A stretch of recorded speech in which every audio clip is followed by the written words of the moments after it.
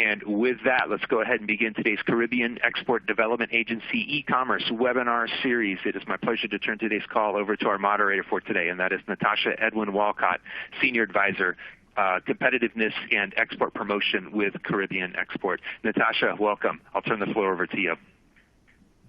Okay, great. Thank you, Aaron, and good morning, everyone. Thank you for joining us today on behalf of Caribbean Export Development Agency. Let me welcome you to this dedicated webinar series on e-commerce. As Aaron said, my name is Natasha Edwin Walcott, and I am the Senior Advisor for Competitiveness and Export Promotion here at Caribbean Export. We are so happy that so many of you have decided to join us today, and we're extremely pleased at your continued engagement over the last few weeks. Before I move to the substantive topic of today, I just want to give, for those of you joining us from Europe, from Africa and North America, just a little background on Caribbean Export and what we do. We are a trade and development agency working on behalf of 15 CARIFORUM member states, and our work principally is to support private sector development, working on behalf of, support SMEs rather, to ensure that they're competitive.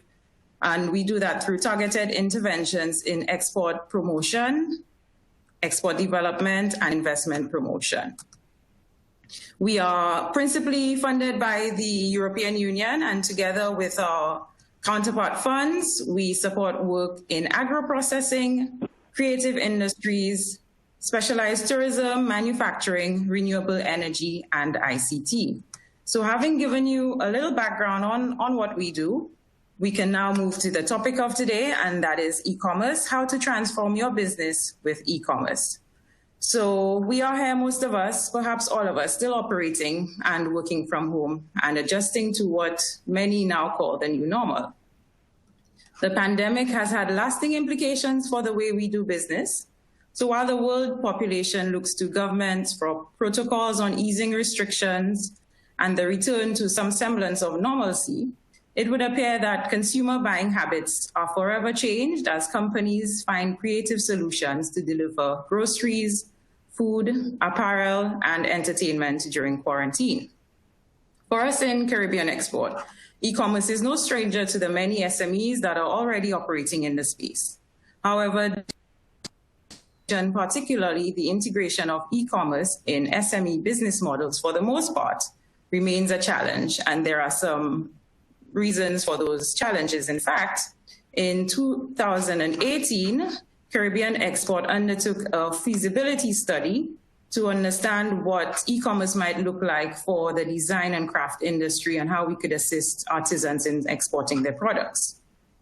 That study showed that there was a general willingness to embrace e-commerce, but there were some issues that needed attention for it to be profitable and sustainable. So here we are 2 years later, grappling with this pandemic, and perhaps, as ironic as it might be, we question whether COVID-19 is the catalyst that will accelerate the pace of this transformation. Will companies like yourselves adapt, diversify, and expand to those new markets? Therefore, in this 4-part e-commerce series, Caribbean Export hopes to unpack those challenges and provide you with workable solutions. We'll therefore explore opportunities that e-commerce provides, what is the ideal framework, what are the necessary supporting infrastructure such as IT, e-payments, as well as the areas for logistics and distribution.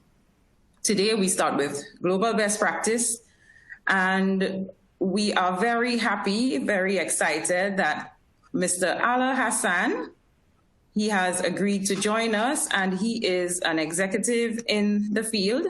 And so we are so pleased that he has agreed to facilitate today's webinar. Alaa, he is an e-commerce and digital marketing executive with over 18 years of online experience, and he's been awarded one of the most knowledgeable e-commerce experts in the industry. He is Vice President, Digital Commerce and Growth at an award-winning digital e-commerce agency based in Montreal, Canada. Alaa will give you a little more about himself, but before I turn the floor over to Alaa, I just want to signal to you participants that Alaa has so graciously gifted us with 3 30-minute one-on-one sessions. And so after the event, 3 of you will win a poll. Sorry, 3 of you will win. We will draw the names from those of you who have responded to our feedback questionnaire. So without further ado, Alaa, I turn the floor over to you, and we look forward to a fruitful discussion. Thank you. Thank you very much. I really appreciate the introduction. And you know what, I want to thank everyone at your agency for reaching out to me. It's been a really great pleasure working with you so far, preparing for this webinar. And you know what, I've done so many of these.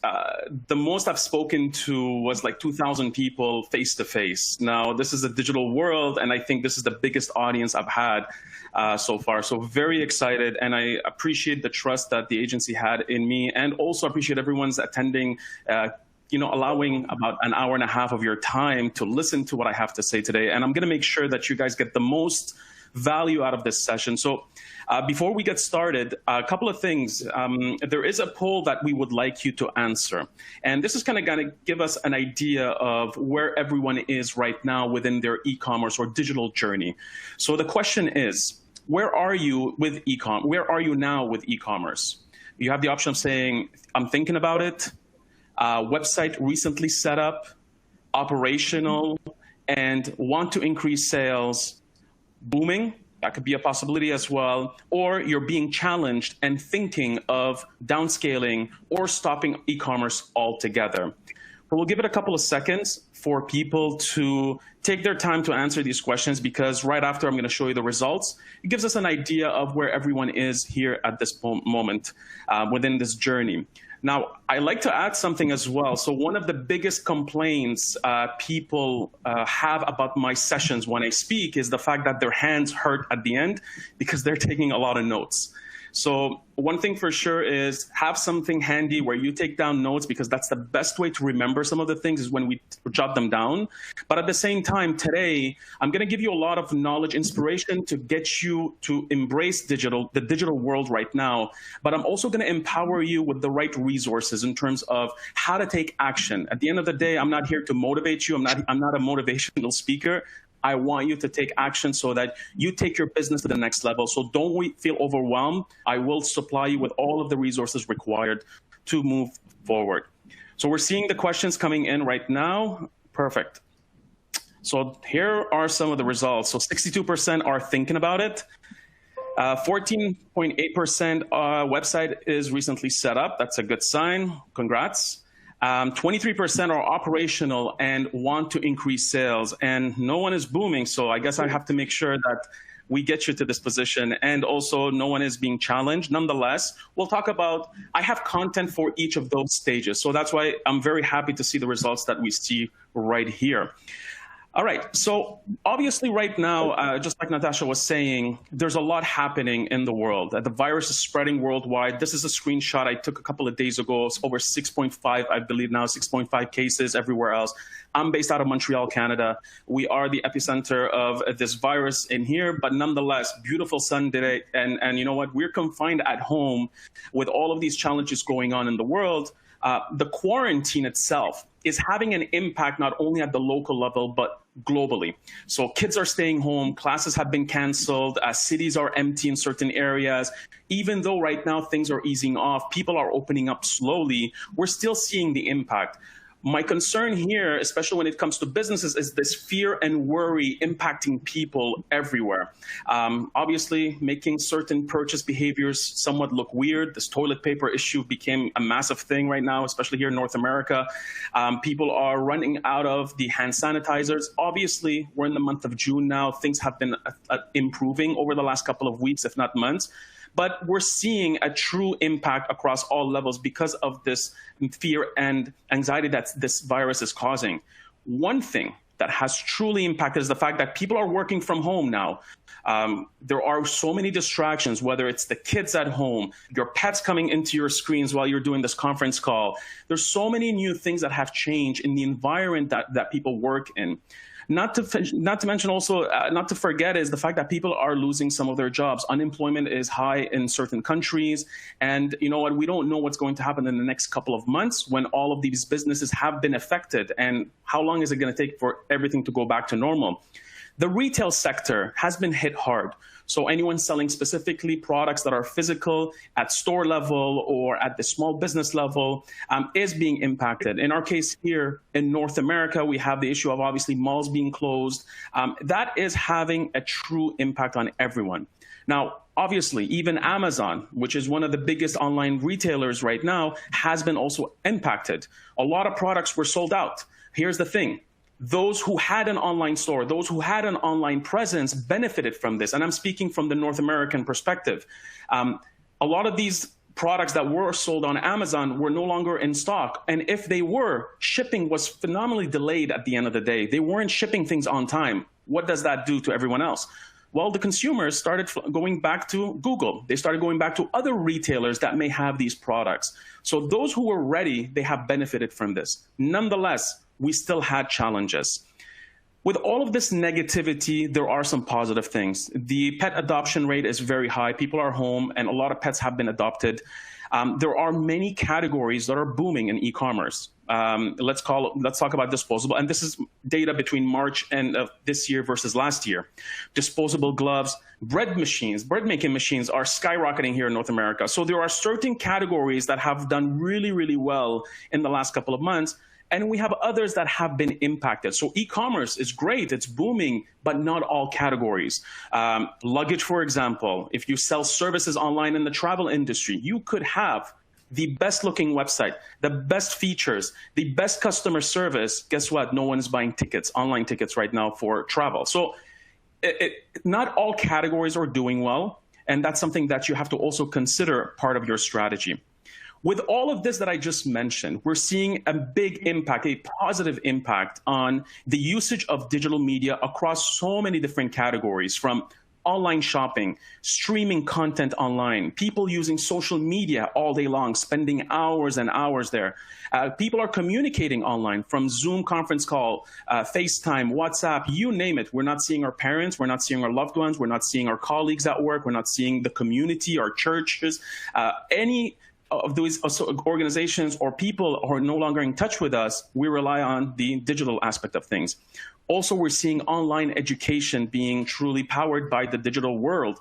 And the next thing here that is truly having an impact is this remote work concept. People are now working from home, and that has waken up a lot of businesses now evaluating whether or not they should be looking into this here, because productivity is still high.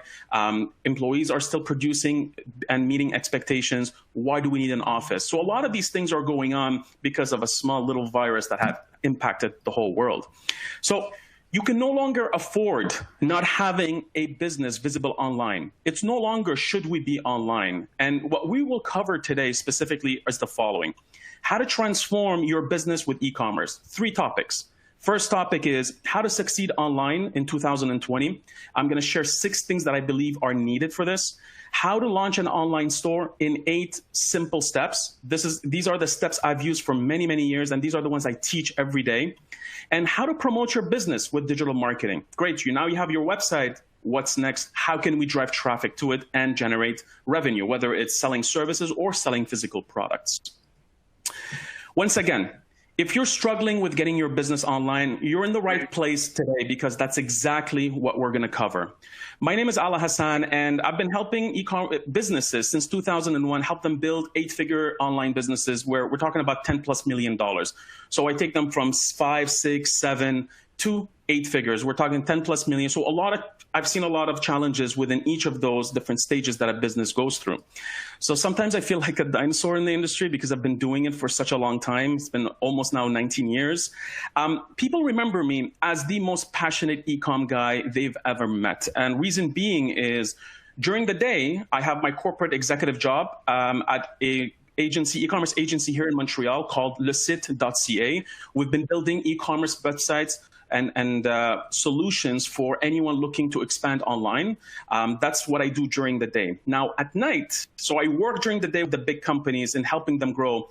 And at night, I am the founder and coach at eCommerce Training Academy. This is something I've launched on my own. I like sharing my knowledge and trying to help those in need.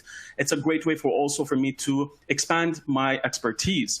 Now, yes, I've won awards. I speak at multiple places online, at conferences around the world, and I've been included in many influencers lists. But what matters most are results. So previously, I was a director of digital marketing at Linen Chest, one of Canada's top retailers for home products. We helped them grow to 8 figures in 2.5 years. Before that, I was at Beyond the Rack in the fashion industry. We helped them expand to eBay and Amazon within 6 months. And also, I was selling movies, video games, and music CDs for 14 years. This is where most of my experience. I grew the company from $1 million to $19.5 million in selling DVDs and Blu-rays. And honestly, to this day, they are still selling. So enough about me. I just wanted to at least give you an insight about whatever I'm about to teach you today is proven to work. I'm not talking about fluff. These are strategies that have been used for the last 2 decades by reputable, successful brands, including myself. I've been implementing these not only for the companies I've worked for, because I was always leading e-commerce, but now even at the agency, these are the same strategies that I share with all these brands. Let's get started. I hope this gives you kind of like a good foundation. Get ready your pen, start taking notes, and we'll get you some content to help you get started. So what do you need to get successful in 2020? So you might want to also look at it. By the way, if you have any questions, you could easily request these questions inside the module, inside the interface, so that later on at the end of the session, I will be answering and taking on any of your questions and doing my best to answer them. So the 6 things are, you need 6 things to grow any business online. Number 1, you need strategies. You can't just go into this without properly figuring out what are some of the strategies that need to be implemented. It's not just about having a website. You can launch one immediately within a couple of days. I can guarantee this. What's important is success, long-term success. And in order for this to happen, strategies are critical. What kind of strategies are we talking about? Well, digital strategy. You know, it's different from a brick and mortar physical location. You need something that will embrace the digital world. This digital strategy has to take into account all the different channels that your consumers are spending time the most on, whether it's social media, whether it's news websites. All these things matter, and that's why you need first a digital strategy. You need a product strategy. What sells offline may not necessarily sell online. Competitors offline may not exist online, and you may have competitors online that do not exist offline. Prices are different, inventory levels, access is different. You know, all these things have to be taken into account in terms of what product to sell. Branding strategy is critical. You can't just expect that people are going to remember you online. There are so many competitors. How are you going to differentiate yourself between you and all the competitors that are not only local in the Caribbean, but worldwide as well? A digital marketing strategy. It's great to have a beautiful website, branding, but you need traffic. You need awareness. You need people to come to the website and purchase from you. That's all about digital marketing. Customer service strategy. How are you going to handle all of the emails that people are going to ask you, the questions they may have, questions about order status, inventory and questions? You know, all these things have to be planned out. And you need also a strategy to build loyalty. You don't want to sell one time to customers. You want them to come back over and over again so that their lifetime value increases. In e-commerce, you barely make money on the first order. You make money on the second, third, and multiple orders that clients purchase from you. Why? Because it's costing you a lot of money to acquire that first-time customer. But as soon as you've acquired that customer, they're going to keep coming back, and you're no longer advertising through the same channel. So that's why we always push for multiple purchases over a period of time, and that's when you start building a profitable online business. Obviously, when you look at strategies with regards to the Caribbean, you have to take into consideration the logistics part of things, whether it's payments, it's shipping, delivery, all of these things have to be planned out. But I put that all as, in general, inside all of the digital strategies should take into account all of these things I just mentioned. What is this next thing you need? You need money. I don't believe in this concept of, you know what, launch an online business with $100. I don't believe in this. You can launch it, but you can't maybe be successful. You need money. You need resources to help you take the business to the next level. $100 can buy you a website, for example, but it doesn't mean that you're going to succeed. It's now 2020. It's no longer year 2000 or year 2010, where people were just starting to shop online. Everyone is online, but the competitors are all over the place. So having an online presence is no longer enough. You really got to do more than that, and you need money for this. So what type of money what do you need to use it for? First of all, you need to plan things. Hiring people, hiring agencies, hiring experts to help you plan out things for you. You need to buy products. You need to test product. You need to evaluate certain products, and you need money for that. You need money for running promotions, trying to run digital campaigns and trying to drive people to the website.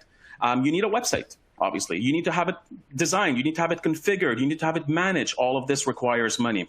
You need to deliver an experience, whether it's an online experience itself, but the customer service, people that are going to manage your inventory in the warehouse. You need people to pick and pack your orders. You need people to ship them.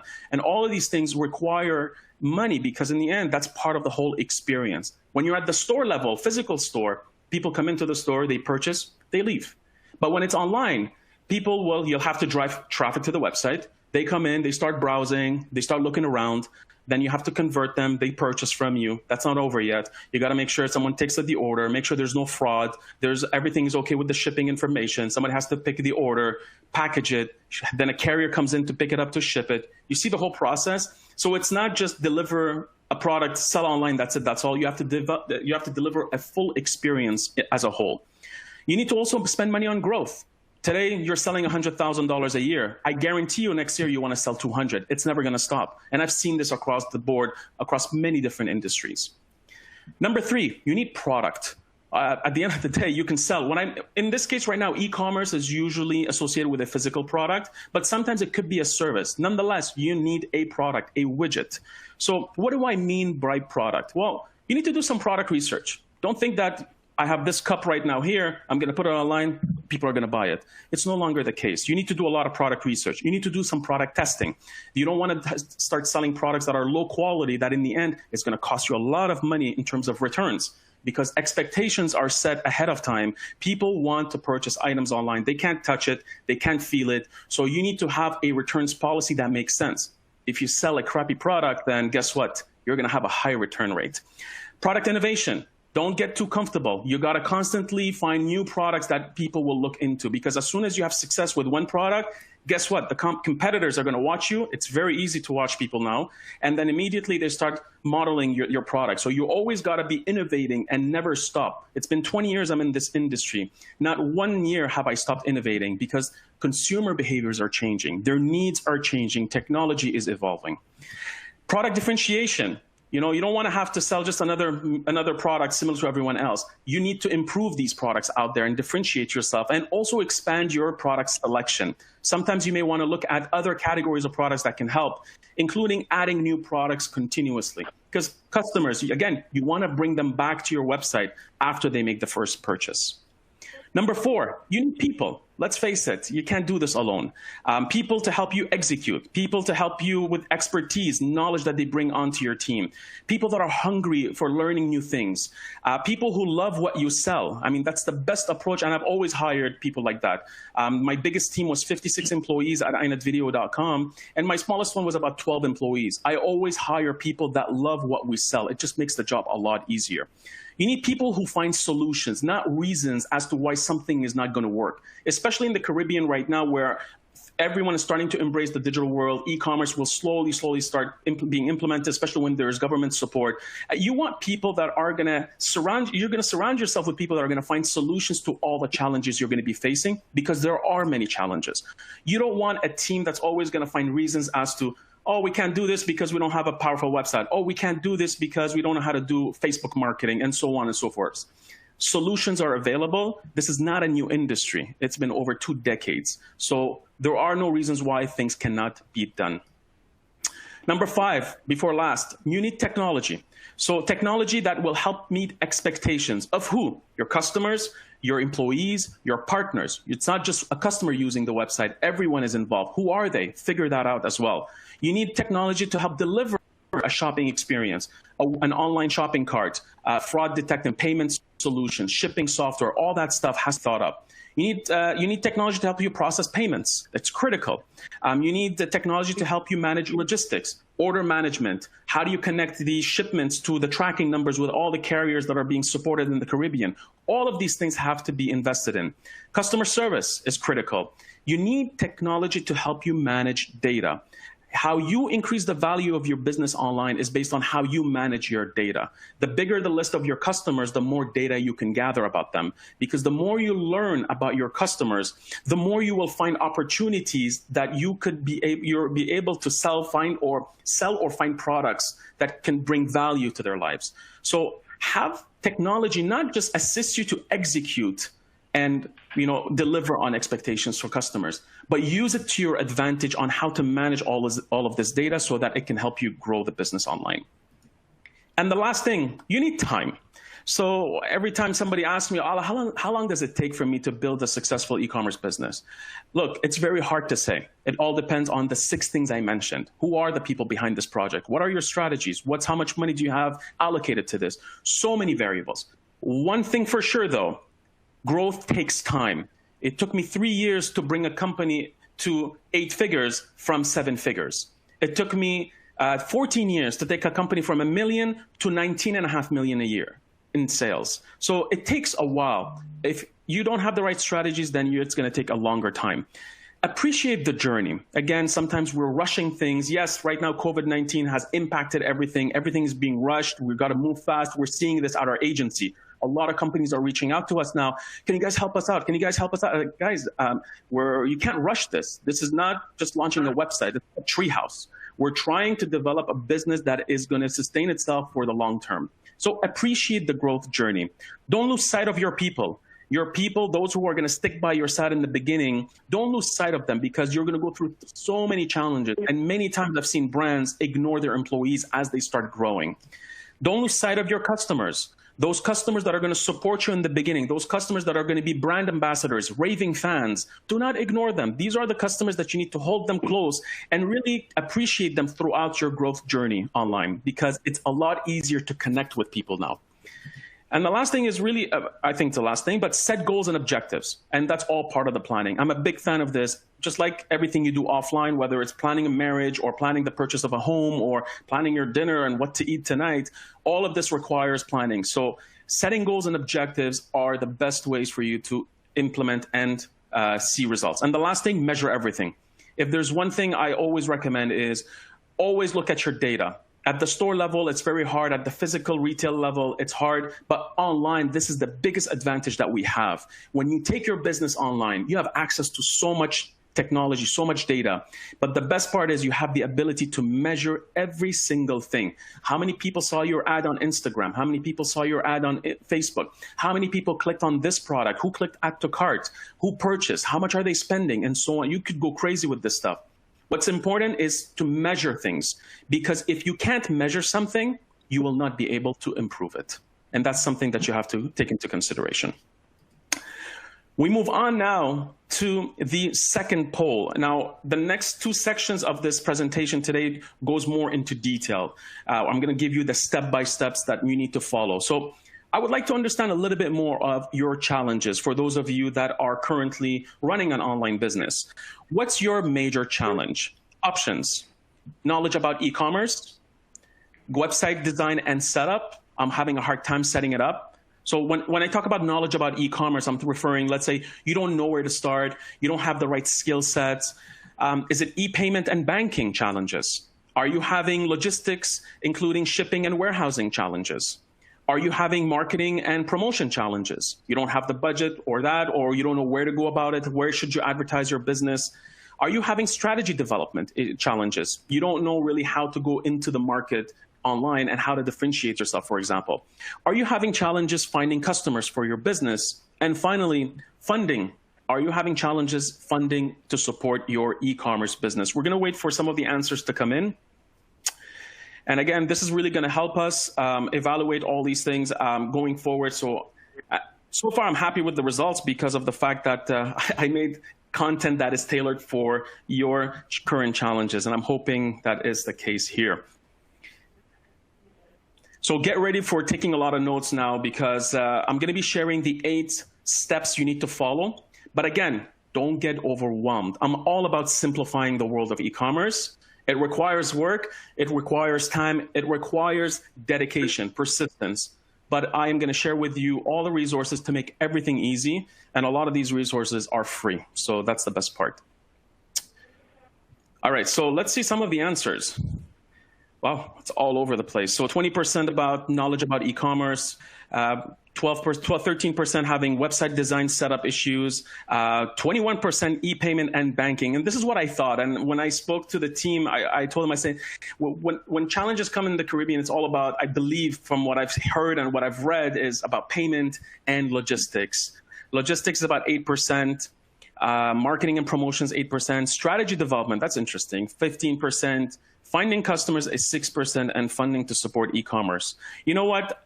I will be upfront. I don't talk a lot about payment. I don't talk about logistics because that's not my expertise, especially when it comes to the Caribbean area. I always say when it comes to accounting, when it comes to legal advice, speak to local experts. For this purpose, again, for the fact that I'm speaking to an audience that's based out of North America, I also recommend that you speak to the experts in those domains, because what I say today in terms of technologies that you could use, you need to make sure that you can attach a payment provider to them as well. But nonetheless, you can still move ahead. So topic number 2. Now I've given you everything you need, the 6 things to launch the online business.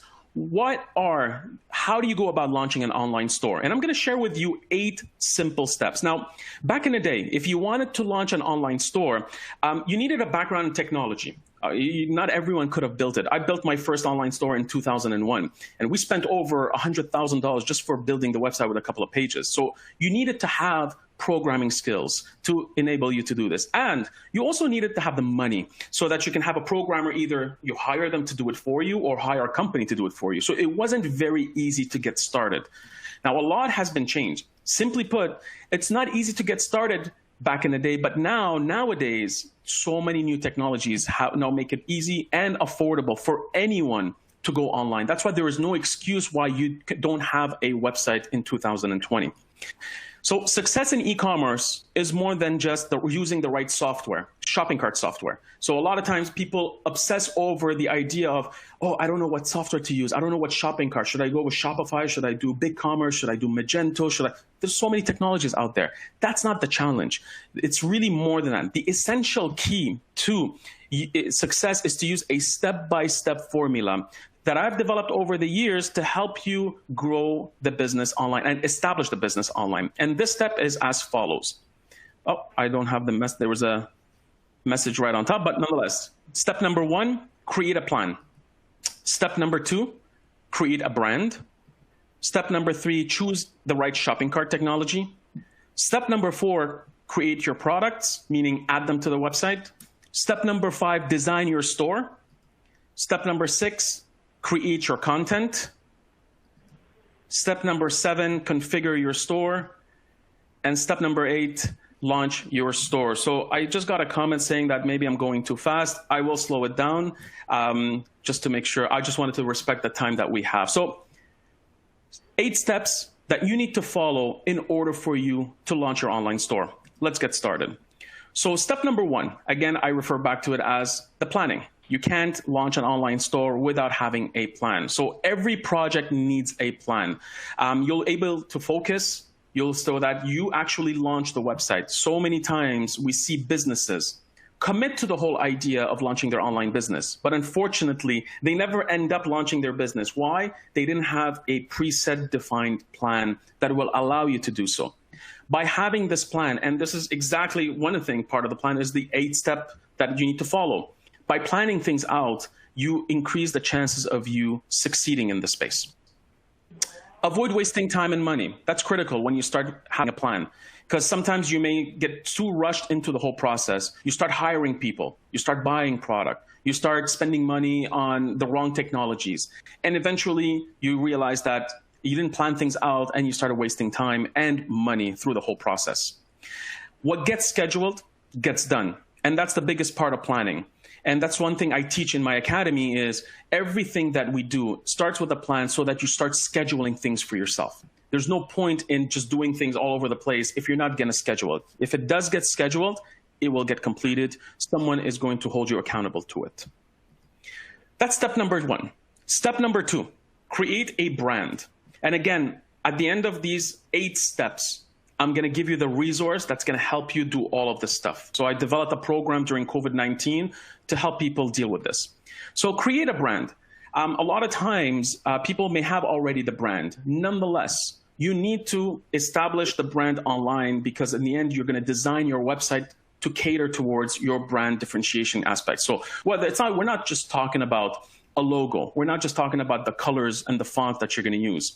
What you want to focus on is building a brand. You're not just trying to sell product online. And this is something that's very important for those of you that are embracing digital early on. You don't want to go out there and you're just selling a widget, mugs, for example. You want to go out there with the idea of our brand is focused around helping you improve, let's say, your way of life when drinking coffee, for example. That's what the brand is focused on. It's not about selling mugs. We're helping you support you in your lifestyle. You worry about coffee. You enjoy drinking coffee in so many different areas, whether it's in your balcony, in the yard, you're on the go in the car. We want to make sure that our products are going to help you savor every sip of that coffee in every setting. By the way, we sell mugs. We sell this, we sell that. The brand has to be differentiated. So when you build out a brand, it becomes a lot easier for you to differentiate yourself. A brand helps create connection, and it allows you to become memorable so people don't forget you. It helps you differentiate yourself from everyone else. When people tell me, well, what's so special about my cup? How can I differentiate myself? Well, your story is what differentiates you from everyone else out there. How did you come up with this whole concept of making your own handmade products? What's your story? Your story most of the time is what differentiates you from the other competitors out there. It's not just about product differentiation, but the whole brand differentiation of who's behind it. How do you create your products? How involved are you in the community at the global level or at the local level? There's so many ways that you can differentiate yourself that are not tied to only the product. How many times have you bought a product from someone because you actually like the person, or you like what they stand for, or you like their support in the community? So there's so many different creative ways for you to differentiate yourself, and you establish this when you're establishing the brand. Branding makes you look professional. It increases trust. It increases credibility. The last thing you want is go out there in front of everyone in the world and only to realize that people don't trust you because your website looks amateurish. Your pictures are not well done. The copy, the text is not professionally written. All these things matter.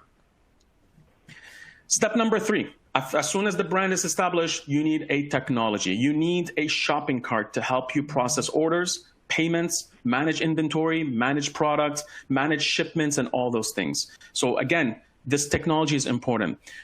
One thing to keep in mind, when it comes to technology, you will never find the perfect shopping cart, or I should say the perfect technology, because first of all, technology is constantly evolving because consumer shopping behaviors are constantly changing. Your business is changing.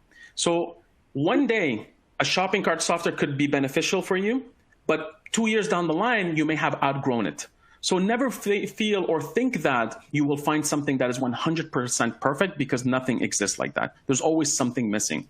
What's important is for you to find a piece of technology that will help you achieve 80 to 90% of your needs. That's more than enough to get started. If you aim for 100%, you'll never find it and you'll never launch. So if you aim for 80 to 90%, that is a great way to get started. Remember to stay within your budget. So it's nice that everyone would like to drive a Ferrari, but guess what? Not everyone can afford it. Stay within your budget. You may find some other piece of technology, another car that can do the same job. So be realistic. Look at your resources. Look at your money and how much budget you have allocated for this. But eventually, you may want to upgrade as you start growing the business. What's important is to get started. Now that you have everything, you have a plan, you have a brand, you have the technology, let's start building the store by adding first all the products in there. I don't design the store first. I always like to create a list of all the products that we plan on selling, because you want to adapt the design to the products that you're going to be adding to the website. So get organized. Create a product list of a list of all the products that you plan on selling. That's a great simple way. Just use Google Sheets or Microsoft Excel to do this. Organize your products by using categories. You don't want to just go out there, put all your products like that. You need to make sure that you could look for the different categories that you want to divide your products into. Shoes, men's shoes, women's shoes, accessories, and so on and so forth. The best tactic is to go to Amazon.com or any other online store and try to see how they go about organizing themselves and model some of those categories for your own website. The more details, the better. Those who win in the online world are the ones that have so much detail about their product, whether it's text-based, videos, images, you name it. Why is Amazon winning the game? Selection, price, and content on each single product page. When you go to a product page on Amazon, it's not just a small little paragraph. And I see many small businesses making this mistake. Let me put up a product with one picture, small little paragraph, add to cart. How are you going to establish trust and credibility and reassurance and give buyers the confidence level they need to say to themselves, you know what, I know what I'm buying. They can't touch it. The only thing is they can see and read. So help them make a better decision by providing them with a lot of content on your product pages. Don't forget images and videos. Nowadays, there's no excuse. With these devices, you can really come out with professional looking pictures as well as videos for your products so that it gives a different perspective when people are shopping online on your website. A list of products will allow you to design your store better, which I just mentioned. And this is the next step. Step number 5, it's to design your store. Now that you know exactly what is it that you're going to sell, well, you need to design the store for the user. How do customers or your audience shop for these products? You need to look into this. You need to think mobile first. A lot of time, I've seen numbers where 60 to 70% of a website traffic is coming in from mobile users. Why are they coming from mobile users? Because this device has replaced the desktop, the laptop, and for many people, they carry their smartphones all over the place. So when they hear about your brand the first time, chances are they're going to visit you through a mobile phone. When they spend time on social media, Facebook, Instagram, Snapchat, TikTok, you name it, a lot of these social media networks use apps, and they're used on smartphones. So really think mobile first. How is your website? How is your product? How is your overall shopping experience going to look on mobile first? And then start designing for other devices. If you do this, already you're ahead of many e-commerce websites. Your website design will constantly evolve. So I see people in my community, in my academy, where they obsess over, oh, can you move this here? Can you move that here? I say, guys, why don't you just focus on getting it on the page, follow best practices, launch the website, and eventually you'll keep moving things around as you need to. Don't obsess over small little details and that can potentially delay the launch of the project because your design is constantly evolving. Aim for simple, fast-loading design. That's more important. You don't want to fill up the website with so many images, so many like heavy loading content that could potentially reduce the speed of load times. You want to focus on designing a store that loads very fast, and the design makes a big difference on that experience, especially on mobile.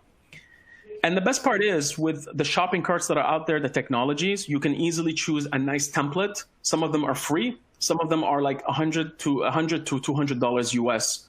So there are so many solutions that I'm going to share with you later on that you can implement a design, a professional and beautiful design within budget. So it's not something that should stop you from launching the business. And that was really the last thing. Select a theme within your budget. We've developed our agency websites over $100,000, $200,000, $300,000, and we've developed websites for less. So sometimes I tell people the design should match your budget. Don't expect the world. Don't start aiming for everything that you can think of in terms of bells and whistles on your website if you don't have the budget. Be realistic, and that's part of the planning, which was the first step. You have everything now. Let's start creating content. You know what products, you know what design you're going to go with. You need to start adding content. An online store is more than just a catalog. So many times I see people telling me, well, Alaa, how come I'm not selling products? How come my products are not selling right now? Well, it just looks like a catalog. If you think you're going to have success launching an e-commerce website that simply looks like a catalog, think again. People need more information. You need to create content that will help them not only buy products, but also help them understand what to buy and so on. So not all shoppers are ready to buy the first time they come to your website. On average, 2 to 3% of people are going to buy from your website. That's a fact in North America. The rest, 97%, are going to bounce and leave. So those people that are leaving, what are you going to do about them? You really have to find ways of persuading them to purchase from you. And it doesn't stop, and it's not just about having the right products, it's more than that. You need to educate them, so you need content that helps them, educate them about how to use your products, and I'll show you some examples later on. You need to inform them, you need to inspire them as they start browsing your store. Not just buy this, here's the product for you, at the cart and checkout. So you really have to step back and understand, what are they coming for in the first place? We don't buy a product just because we feel like it. Sometimes, yes. But there's always a need, whether it's beard oil, whether it's a shampoo, whether it's a mug, whether it's a phone. Everything comes out of a need and a want. What is it? What are we trying to solve in our lives with these products? So write about these things. Tell your story. Your About Us page is one of the most important pages, in my opinion. Most people that are going to come to your website the first time, they never heard of you, for example. How are they going to learn about you? A beautifully crafted, well-crafted About Us page is going to help tell your story. Spend some time on this. Don't just put one paragraph. Put a paragraph, talk about your story, how you got started, what the process, what led you to selling these products, who are the people behind the brand, who are the people supporting you. And all of these things matter because you're trying to build a connection with your online shoppers, especially when you're talking about the Caribbean. There is the local appeal in terms of doing online business. In the US and in Canada, there's a lot of competition. And because we're a lot more advanced in e-commerce, the competition becomes global to us. In your case, in the Caribbean, how you run your business, the people behind the business, is what will differentiate you from others. And the About Us page is great for this. Step number 7, you have your content, you have your product, everything is set up. You have to configure your store. So all of this stuff is ready. But now you have to think about also the fact that if the only way people start buying from you is when you start configuring your store along the lines of payment, taxes in certain places, and also managing shipping. So you don't expect to launch the website and that's it, that's all. Yeah, you can have the product, you can have the content, but in order for you to transact and in order for you to get paid, these are 3 things that you have to look at. Setting up your payment options, setting up your taxes, and setting up your shipping. Don't worry about the details of each one because, again, the resource I'm going to provide you, and because I want to respect the time, there's so much I could go into more details, and I can spend hours and hours.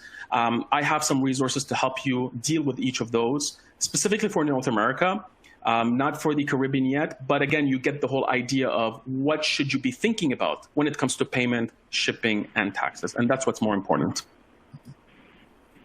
Finally, the store is ready. What do? Test, test, test. A lot of times people launch a store, they put their heart and soul into it for months, and unfortunately there's a glitch somewhere and it's not working. Now, before you get too excited about launching the store, because most people do get so, you got to make sure you test everything. Test that the website loads on all devices. Test to make sure that transactions go through. Test that you can browse products, you can add to cart, you can pay, whether it's by PayPal, by credit card, you name it. All of these things have to be tested, even to a point of you putting a test order and trying to ship it to someone to make sure that all of your logistics and all of your planning when it comes to delivery is actually working. So all of this stuff has to be put into place before you start spending the money to drive traffic, because it sucks if you start spending money on traffic and you start just sending people to the website only to realize there's a glitch and stopping them from purchasing the products. So that's a lot of money lost. When ready to launch, that's when you go all out. You start announcing it on social media and you tell your friends, and you move on now to the next step of promoting your online store, which is our next topic. As promised, I don't know why the image is not showing up, but what I did is I built a product, and it's free, by the way. It's called Build a Store in 21 Days. When COVID happened in March, I launched a free training to help everyone launch an online store in 21 days. I call this product Build a Store in 21 Days. So I'm just gonna, if you want to take note of this link, all you do is you put in your name, email address, and you will get access to 21 days of video recordings where every day I show you step by step how to create your online store following the 8 steps I just shared. Step by step. And I'm sharing my screen in this nice environment. When you log in, you'll see on the left-hand side all the days planned out for you, from planning, the tools you need, every single detail is mentioned in this free product. So you can actually build a store in 21 days. And I've had people come into this program with zero knowledge in e-commerce and succeed at launching it. So they're all over the world. They're not specific to North America. So really consider joining. This is the link, ecommercetrainingacademy.com/go/challenge. I'll just wait here. Now, at the same time, I know that most of you care about what tools to use. So here's the best part. Inside, by the way, also, there is a group, a Facebook group that comes with the challenge. So there's over 250 people going through this challenge right now. And people are communicating, people are commenting inside the private Facebook group. And I'm also doing live Q&As inside. But you also have, in day number 2, a list of 30 plus e-commerce tools that you could use to help you get started online. Some of them, a lot of them are free. And I also recommend the shopping cart softwares that I usually go with when it comes to launching an online store. You'll be able to get this list by simply going inside day 2 of the challenge. And again, here is the link to it. And that, everything I've spoken about today, you can literally execute on it by following this challenge. And this stuff is made for anyone who just wants to get started. And also, if you already have a store, I highly recommend you still join so you see what are some of the areas you missed upon going forward. Which brings us now to topic number 3. I just want to make sure that everything is okay. All right, everything is running so far. I hope this is useful because right now we're going into the topic number 3, which is all about how do you promote your business with digital marketing.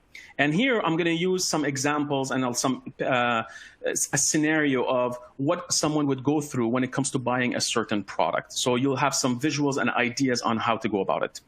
So I have a beard, okay? And I started this beard in 2020. And what is the first thing? If somebody wants to grow their beard, what is it that they may be looking for? Well, they need some tips on how to grow a beard.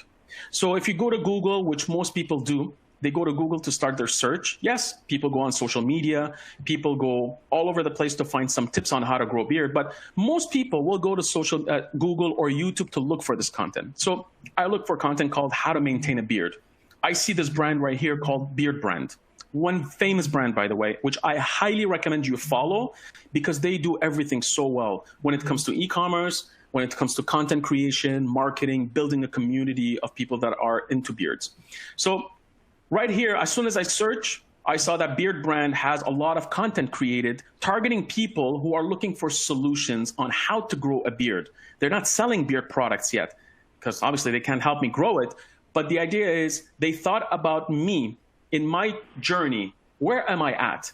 Am I looking for beard oil or am I looking for just having some tips on how to grow a beard? They built it for the top of the funnel. So when I come to their website, I start consuming content about helping me develop or grow my beard. How to grow a thick beard fast, the only guide you'll need.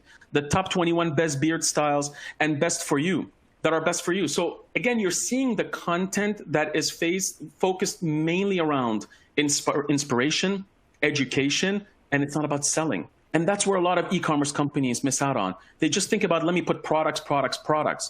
Step away, ask yourself, the people that are gonna buy your product, what are their challenges? What are they looking for on a daily basis? What are they dealing with on a daily basis? And how can we bring value to them in their daily lives with solutions? What solutions can we provide them? So then you ask yourself, what are some of the questions they ask themselves? So in my case right now, it's how to maintain a beard, how to grow a beard, how to grow it fast. And beardbrand.com created a lot of content targeting all these types of questions with simple blog posts as well as guides that people can download via PDF. I go in, as soon as I visit the website and I leave, guess what? They start targeting me with Facebook ads. I go on social media, they start showing me some Instagram ads. They're not talking about product right now, still. They're just helping me with not just content on their website, but they're also advertising content that is helpful for me, the user, across all other digital channels. The hopes is to bring me back. Then they send me an email, top 10 bearding tips. They're not talking about product yet, but they're starting this conversation. What they're doing right here is they're establishing their trust, they're establishing, their credibility, their expertise, and their knowledge. They're telling me, if you're thinking about growing a beard, then start consuming content from our brand. Our brand, we're the leading experts in this category. Listen to what we have to say. We're going to guide you along the process. And guess what? We have the right products also to help you out. So they're positioning themselves as the experts in the industry. And this is the biggest tip I want to offer you is don't go out there as the generalist. Go out there as the specialists because that's what people want. Amazon is a generalist. Walmart is a generalist. These companies, the big retail brands, are people that you go to, you just buy the product and you leave. Most of the time, you're looking at the best price. But when you buy a camera, when I bought my camera, I didn't buy it from Amazon, even though Amazon had a really good price. I went to a local shop that is specialized in photography. The person behind the cash, they had a website. I did my research online. They had their hours of operation. They showcased their expertise. When I went to the store to learn more about this product, because it was an expensive camera, the person behind the cashier is full of passion that you'll never get from Amazon or anywhere else. All of this content that you build out online is not just supporting your online initiatives. It could also drive traffic to your business locally. And most people start their online journey by searching things online, whether it's searching products or searching solutions. If your business is not visible and reachable online, you're missing out on a big opportunity. And just following examples like Beard Brand helps. Even when I go to their website, they're trying to learn about me by filling out a quiz. They're asking me for my email address. You see that the focus is not about selling you immediately. It's about helping you. It's about guiding you. They have a quiz that will help me understand what kind of beard is made for me and then eventually start recommending products based on my answers. You're guiding people by their hand and taking them down the journey of figuring out how can we help you with your beard experience. So you're seeing with Beard Brand, they're not just selling. They're trying to establish a relationship with their consumers. And then eventually, it just makes it a lot easier afterwards to start selling products. Products are really well laid out, easy to see, very good quality pictures. Prices are great. The experience is really well done. They're using a lot of popular technology tools that I share in the challenge as well. And when you go to the page, they offer a lot of information and many options to learn about the product, and as well as offer multiple payment solutions like PayPal as well. They don't stop there. As soon as you buy from them, people are really coming back. They're going to come back to you over and over, and that's critical. Don't forget about just let me sell them on the first time. Let me try to get them back to the website. So creating newsletters, putting out content on social media, creating blog posts, guides to bring people back is a great way to increase the chances of them purchasing again from you.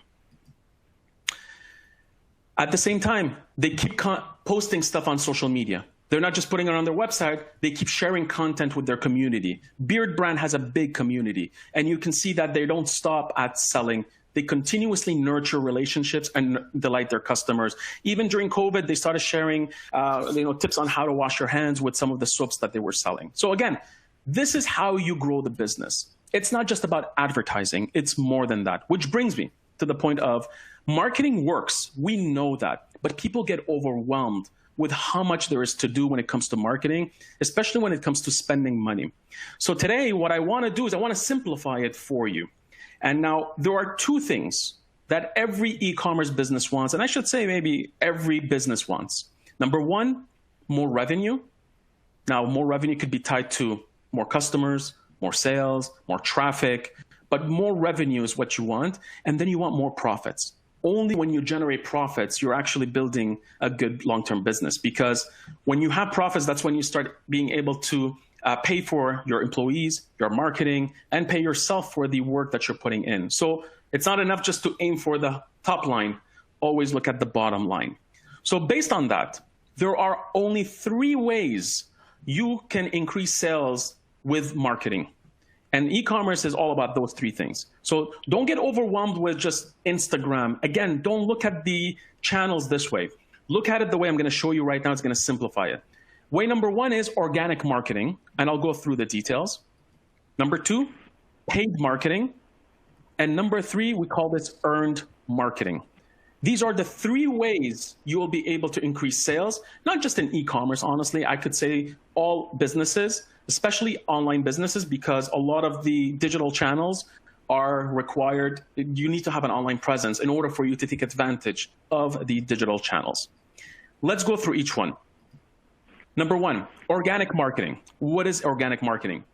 It's the act of naturally attracting your target audience to your brand. You're not spending money to advertise. 0 advertising here. You're actually spending money or putting effort in creating content. Now, it's not free, because what you're doing on Instagram and just posting on your Facebook page or sending out emails, yes, you're not paying to advertise, but you're paying in terms of time and money to have this content created. There's a cost to it. So it's not really free, but at least you don't have to pay to promote. That's what organic marketing is. What I like about organic marketing is the fact that you control the message. You're creating content that you own and that you distribute on channels that are linked to your business. So you're not waiting for people to say something about you. You're actually the one creating all this content. So you have control over the message. What I like about organic marketing is that it lives on forever. So when you build out a post on how to grow a beard fast, this piece of content will sit on your website for a very long time. A Facebook ad is not going to stay there if you're not willing to spend money on it. So what I like about organic marketing is that it's a long-term approach to promoting your business. What does it include? So some tips for you. It could be local business networks. Making sure, number 1, your business is fully included in the maps. Now, we use Google Maps in North America.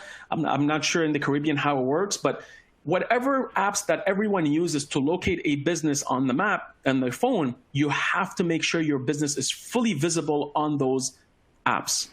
Making sure that your business has a listing, it has the right branding, the logos, pictures of the business, it has the website URL, the hours of operation, phone number, contact information, your address, even details. If you guys use Google Maps, then just creating a Google business account will help you achieve so much traffic and awareness that you will end up saying to yourself, wow, why is it that I haven't been doing this? So if you have a restaurant, you have an accounting firm, you have an export business, you name it, make sure your listing is fully optimized on Google or any map tools that you use. I always tell people, whether it's your personal brand or your business, go on Google and search yourself. What do you see?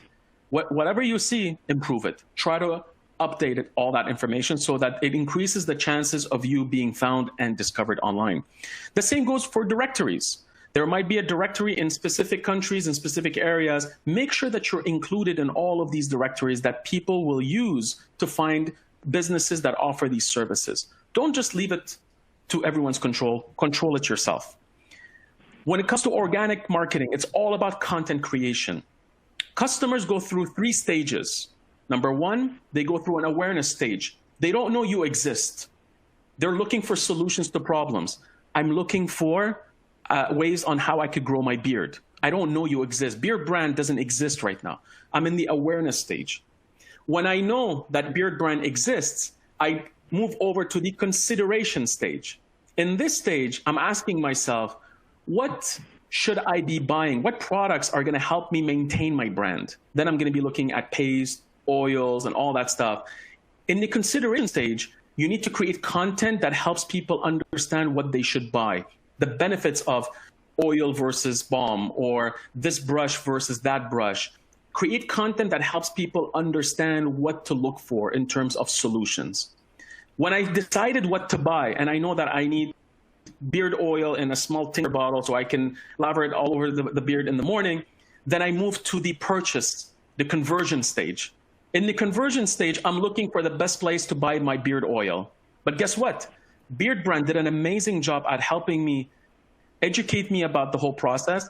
They helped me figure out what product to buy. And now they also have the products. I'm going to purchase it from them. So when you build out content, you really have to think about these 3 stages and what content will be helpful to your customers so that they convert and purchase from you. And it could be any product and any service. So content, that's what I'm referring to. You need to optimize your website for search engines. You need to make sure that everything you create will be found by Google, will be found by the major search engines so that they can come to your website. And also, you need to distribute this content through email marketing. And that's a big part of organic. You just need an email software and start promoting your information, your content, your product through emails. So try to always build an email list so that it makes it easy for people. And finally, social media. It's free. Start posting all over social media: Instagram, Facebook, Pinterest, Twitter, LinkedIn, Snapchat, TikTok. These are the major social media networks out there. Again, these are all available, free of use, and it's all going to help you with your organic marketing efforts going forward. Right now, I know there's a lot of content. I did create a video, and if you search it on ecommercetrainingacademy.com, you will see there's a video, or on YouTube, with this product. So you want to take this down: 5 steps to building an organic marketing strategy for e-commerce. I go in this topic in a lot more details that I can't cover today, but I provide you with a lot of ideas on how to go about even posting on Facebook and all that stuff.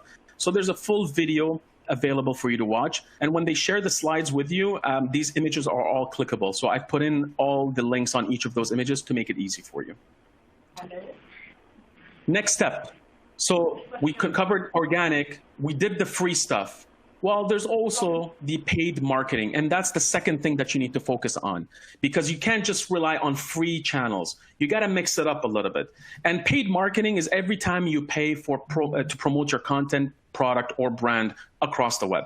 So you spend money on advertising. If it's not done right, the problem is it could cost you a lot of money. And that's where people kind of worry about the whole concept of paid marketing. It's like, I have $1,000, I have $3,000, I have $10,000 to spend. How should I do this? Because it could get spent really, really fast if it's not done right. What's nice about paid marketing is that you see immediate results. As soon as the ad is there, these results could be negative or positive. But it's a great short-term strategy to help you get some traction, help you drive immediate traffic to the website so that you see some results.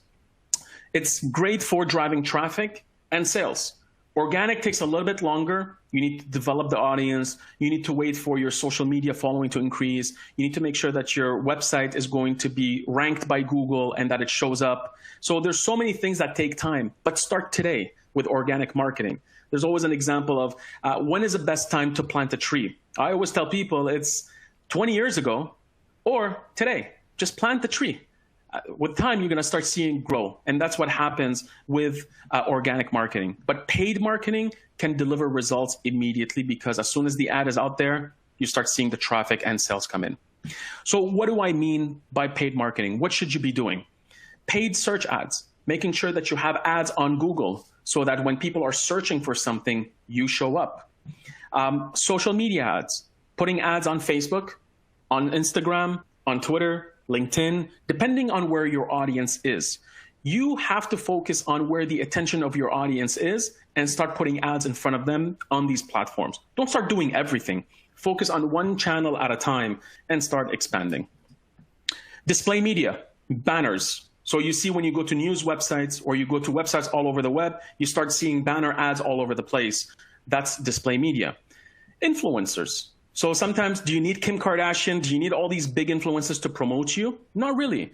I like micro-influencers. I like to go locally. In Montreal, when I was at a previous company, we looked for a local influencer that had at that time 15,000 followers only. But she was known in Montreal. And I'm sure there's someone known in Barbados, someone known in all of the other areas in the Caribbean that you can retarget. Don't always go after the big influencers when trying to promote your business. Go with someone at the local level. That's a great place to start. You learn from the process, but you can also get great results. Test things out. And also it may cost you a lot less money because they're not big yet. And that's the approach I've taken and I've seen great results with. Retargeting. This is a concept that is very simple. 97% of people are going to come to your website and they're going to leave. What are you doing about that? Retargeting allows you to show ads to those people that left and remind them that, by the way, the product you looked at is running low in stock. Or you've added items to your shopping cart, but you forgot to complete your purchase. Come back to the website. Here's a coupon to finish your purchase, for example. That's retargeting, a simple way, a simple tactic that allows you to get the most out of your advertising efforts.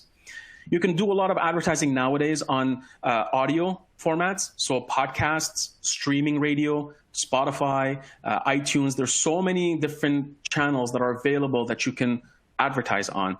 And obviously the traditional channels, TV, radio, newspapers, billboards, and magazines. Do they work? Yes, but not as well as they used to back in the day because the attention of consumers is going everywhere else. But should you stop? Not really. I've always been a firm believer that you need a great marketing mix, a little bit of organic, a little bit of paid on search, a little bit of paid on social media, maybe one ad a year on TV, not every month like we used to, maybe put out a radio ad once or twice a year instead of every single month. A nice mix of everything will truly help build your online business. Let's face it, people still go to stores. People still like the interaction of physical with people. Obviously, right now with COVID-19, it's a big challenge, but it does still matter. In North America, e-commerce was 10% of retail sales.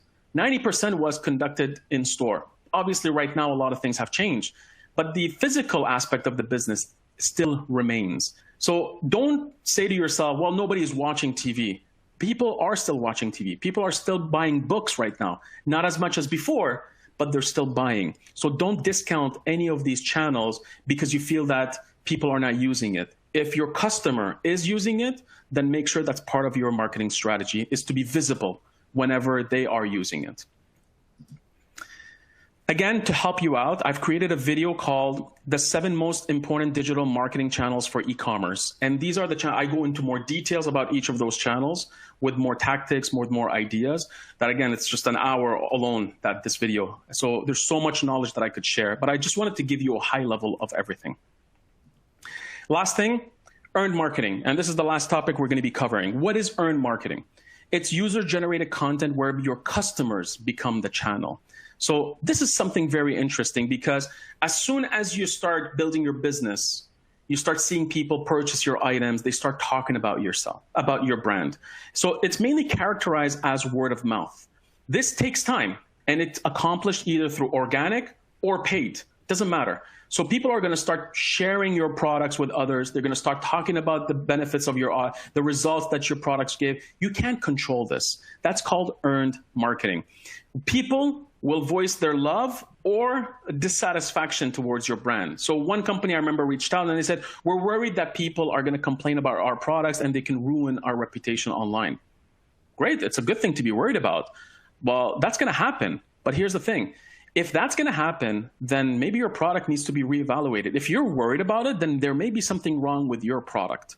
So sometimes don't look at negative feedback only as negative feedback. It could be learning insights. Learning that you can learn about your consumers and what are their dissatisfactions with your product. Use that to your advantage to improve your product offering, your service offering. There is no product out there that's 100% perfect. Even the iPhone has problems. You go to Amazon, you look at all these products that are being sold there, there are negatives. When a product is only positive reviews, there's something wrong. So expect to see this. But again, what matters most is how you respond to these negatives. You have no control over earned marketing, what people say, what people write about you, what people share about you. But what you have control over is the response that you put in place, whether you're replying to this negative feedback or the actions that you take upon improving this product. So that's great about earned media. What's nice about earned marketing is the fact that it amplifies all of your organic efforts and all of your paid marketing efforts. Ask yourself right now, when you want to buy something, or you want to eat at a place, or you're looking for an accountant, or you're looking for a service provider, you ask people within your network. You're not looking at ads. If someone recommends one of those people, whether it's a lawyer or a shipping company, in the end, you will take their word and you will go to this company. This type of referral, the word of mouth, is powerful. And you want to make sure that you pay attention to it. How? So you can't just let it be. You have to influence earned marketing. So start asking for product reviews on your website. When people buy your products, ask them to come back and rate these items and what are their satisfactions, what are they complaining about, or whatever it might be. Help other customers know what this product is all about by providing product reviews on your website. Mentions on social media. Ask people to mention you on social media and to tag you on Instagram. So a lot of times you'll see that if you go to YouTube right now, and let's say beard oil, you want to see how Beard Brand ships their product, go to YouTube and type Beard Brand unboxing. And customers have shared the whole unboxing experience of Beard Brand products. And you can do this with every single company. And that's a great way to learn about what competitors are doing. Someone out there took the time to open a package and share the experience. You now see exactly what's included in these packages, and you can model some of these tactics. But this content could be promoted by you asking people, please share your products when you're using them. Please tag us on social media. If you don't incentivize, if you don't ask for it, they're not going to do it. And with time, you're going to start seeing that there's a snowball effect. Slowly, people are going to start doing this more often because you're also featuring them on the website or featuring them when you're sharing their content. Create video reviews. You don't need 1,000 people giving you reviews.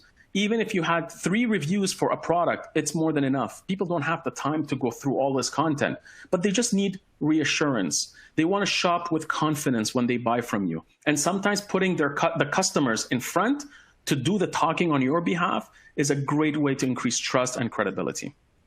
Testimonials, ask for customers. The answer is always no if you don't ask. Reach out to your best customers. Reach out to customers that even if you feel that they had a bad experience, ask for them to give a testimony so that you can improve. But ask people to tell you why is it that they shop from you. And ask for that information and let them know, can we use this information on our website? Can we share it on social media? And you'll be surprised to see that many people will actually agree to it. Blog posts. Ask people. People are going to start writing about your company, writing about your product.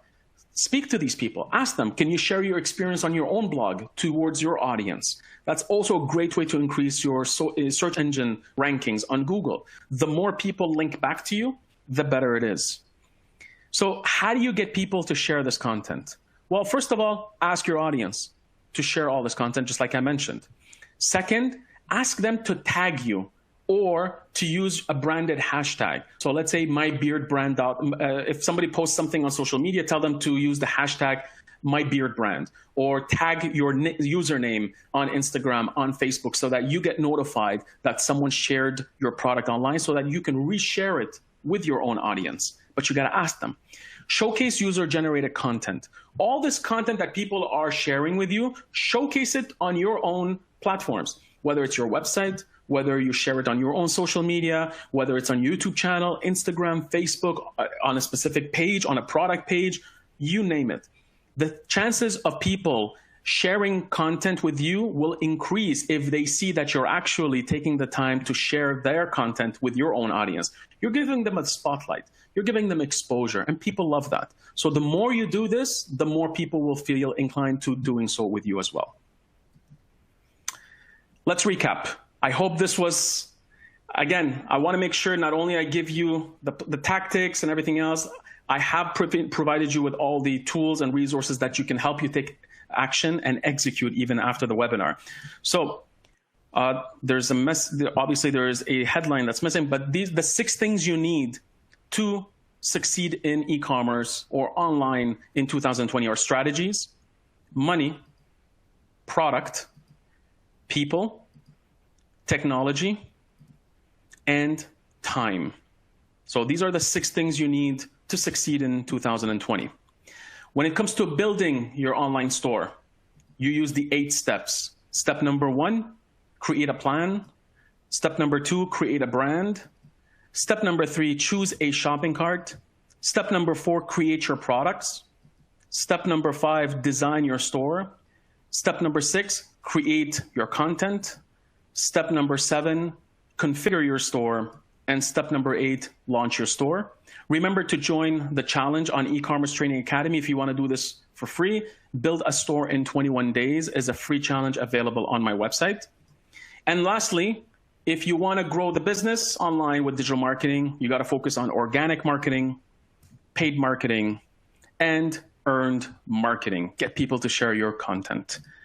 Again, thank you very much for taking the time out of your Friday to listen to me, and I hope this was very useful and gave you a lot of insights about the potential of digital media, the digital world, I should say. And after today, I hope that you are truly convinced that you need to take your business there or embrace it even at a higher level so that you start seeing results.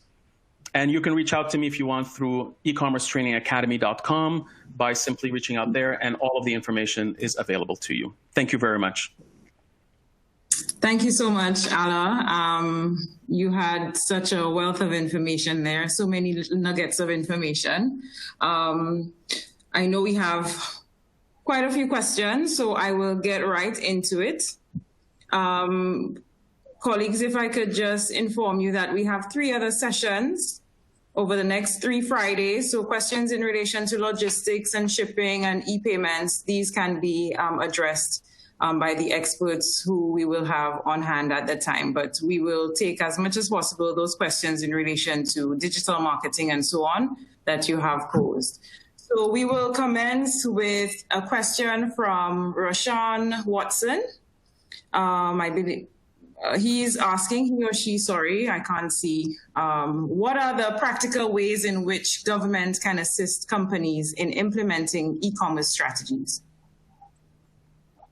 So obviously, I'm not as connected to the governments in the Caribbean, but I believe that the governments can play a big role when it comes to improving the banking infrastructure or helping out in the banking infrastructure, especially when it comes to online payments, and also the logistics part of things. It's critical, the reach, the cost of shipping, import, export, all these things cannot be controlled by a single business. It has to be a collective effort, and the government can assist in this. But this is a challenge that every country has dealt with. We have a problem even in Canada, where Canada Post is mainly the main company that handles all of our shipments. And unfortunately, it's very, very expensive. And we had to find other ways of shipping locally or even to the United States. But the government can play a huge role when it comes to these things. That's where I've seen most of the efforts being put in. Thanks for that, Alaa. Indeed, you've highlighted some of the issues that we in the Caribbean face. And as I said, these will be looked at in the coming weeks. So you spoke about, you had a lot of information, 5 steps, 8 steps, what to do when.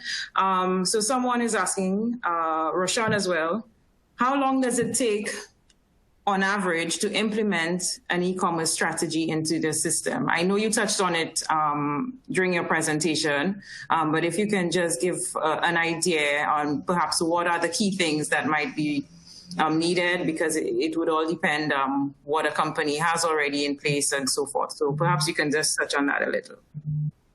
For sure. So again, I have a challenge that I do. I tell people you can launch a store in 21 days. It is possible.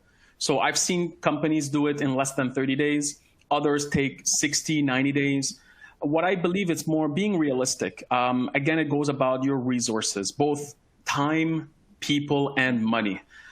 It's depending on these 3 factors. Now, obviously, you got to also think about your level of skill sets in terms of you being able either to do the work or do you have to hire someone. But again, it goes back to the money and people aspect. I've seen all sorts of numbers. I've seen people launch a store in 1 weekend, and I've seen those in a couple of months.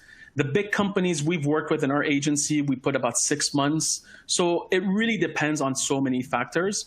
But to be realistic, you can easily launch an online business within 1 to 3 months, as long as your vision is not way too big, like you lower your expectations just to launch. But eventually, it all depends on the success of the store, will depend highly on how you have your digital marketing planned out. So the money also backing it. Understand that organic marketing is great, it's free, but it takes time for it to work. You have to supplement it with some paid. So results can be seen in one weekend if you want, but it depends on so many factors. The people you target, the offer that you put in front, the price of your products, the competition, and so much. But I've seen this all over the place. 1 to 3 months could be a great way of kind of like understanding how long it would take you to see some results. Okay, great. Now that you've touched on that, the organic marketing, etc., that's a good segue into this next question from Trudy Joseph. Earlier you were speaking about, the Bird company and their soft marketing, building a relationship. So she's asking, how do you balance being helpful with not being a nuisance and bombarding people with too many blasts? If blasts, you're talking about email marketing. Email marketing. Yeah. So the way I see it is as follows. At the end of the day, people like to get value or entertainment out of content. That's what they want. If you're able to deliver value, why would people complain? And if you're not able to deliver value, sometimes we just like entertainment. That's why we follow a lot of these YouTube channels or influencers. Some of them are fun to watch. We're not all about serious stuff here. So at the end of the day, it all depends on the content that you're creating for your customers. The numbers are going to tell you whether or not they're engaging with this content. And that's what I love the most about digital, is if you start sending an email once a week, for example, and you get an open rate. Right now, a good open rate hovers between 20 to 25% open rate. If you send one email and you're within that range, for example, and then you tell yourself, should I email them again? Then test it. That's all it is. Test it. Send an email, let's say Tuesday, send another one on Friday. If you notice on Friday that 20 to 25% of people open again, that's great. Then look at your unsubscribes. Do you see more people unsubscribing? Do you see people replying with feedback about, can you stop emailing me? Then there's ways of going at it. Why don't you offer an opportunity for people to choose how many times they want to hear from you by email? I've done this before. Do you want to hear from me weekly? Do you want to hear from me monthly? Do you want to hear from me every 3 months? Offer these options so that you can segment your list. That's the beauty about digital marketing. You are able to test without going full force by even sending an email to 100 people instead of their whole full list. And you start evaluating the results based on that, and you start optimizing your efforts. So again, I don't have an answer, but the best way to go about it is by testing. And the best way to truly get the best out of your content marketing, organic efforts, is to speak to your 5 customers, the different customers that you're targeting. It could be a single person, a married couple, an older demographic, whatever. I always tell people, have these personas in front of you and start surveying these customers. Go to them, tell them, I'll buy you a coffee. I just have 5 questions to ask. What is it that you deal with on a daily basis? What would you like to hear from us? So on and so forth. Develop these personas so that you start creating content for those personas and you start getting better results. It's not a matter of just going out there and blasting. That's the wrong approach. Understand the market and create content for this market so that it gives them value, it gives them entertainment, and then eventually they start buying your products. I hope this answers the question. Great, thanks for that. Speaking of customer targeting, we have a question from Kyle Griffith, who asks, how difficult is it to integrate e-commerce in a website that was designed for lead generation? And what are the necessary steps to achieve this? So when you're talking about lead generation, obviously we're talking about creating, people are converting on your website by submitting an email address or their personal information in exchange for something usually. So it's either a free consultation or download a PDF, you name it.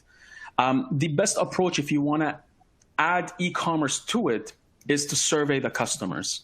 Understand what are their needs and find a product that will meet those needs. So don't make the mistake of assuming that they need mugs. So for example, there's a brand called, I just lost the name, but anyway, a coffee brand. And they can go out there and start creating accessories for coffee lovers nonstop. They can go crazy, create mugs and all that stuff. But the best approach is to survey these customers and ask them, what's one thing you need that's going to help you take your coffee experience to the next level? Or what's one of your biggest complaints about the current products that you have that you would like to resolve? And maybe you can come up with products to help them with that. My trick personally is very simple. So let's say, for example, I sell coffee mugs. Again, I'm using the coffee mug because that's the only thing in front of me right now. But I sell coffee mugs. I go to Amazon. I look for the best sellers in that category of coffee mugs. And Amazon will tell you, this one's a bestseller. This is Amazon's choice. Amazon.com, don't go to the other ones. Then I click on those bestsellers and I start reading the reviews, but not just the positive. Those are bestsellers. I read the negative reviews about those bestsellers and I look at what people are complaining about. I take note of all the words they use. For example, I was stuck at home, the gyms are closed and I need to work out because I love food. My wife cooks really, really well. And if I don't work out, it's finished. I lose track of my weight. I had to buy resistant bands. And when I went online, I looked at the resistant bands that Amazon had. But the way I went about it is I clicked on the reviews and I started reading what people are complaining about. Most of them I did not end up buying because the reviews are not good. In the end, I bought it from another retailer because I felt that it had a better quality. So again, you as a business person, don't assume that these are the products that people want. Find out, gather the research. Amazon.com is available. GoogleTrends.com is available. There's so many resources available online that you could use to help you figure out what is in need. But your customers is the best place to go. Okay, great. We have a question here. Ayana Dixon, sorry, I had to load it. Right, so earlier you mentioned, and one of the things that struck out for me, Alaa, was that you said Amazon is a generalist. And I know for many of us, certainly for myself, when I'm looking for something, Amazon is my go-to place. And so she's asking, Ayana Dixon, I have a Squarespace e-commerce website, and I know a lot of people are on Shopify. Which platform do you prefer and why? Squarespace is strong. Shopify is very strong. So I always go again, let's use the same example as she just mentioned, generalist or specialist. Squarespace, when they launched it, was a website platform. It's just to create a website. When Shopify got created, it was an e-commerce platform. When WordPress was created, it was a blogging platform.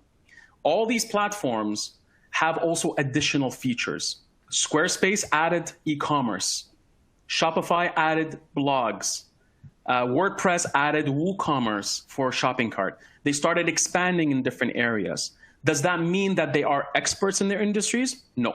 If you tell me e-commerce is Shopify leads the way, and it is the most valuable company right now in Canada with regards to e-commerce.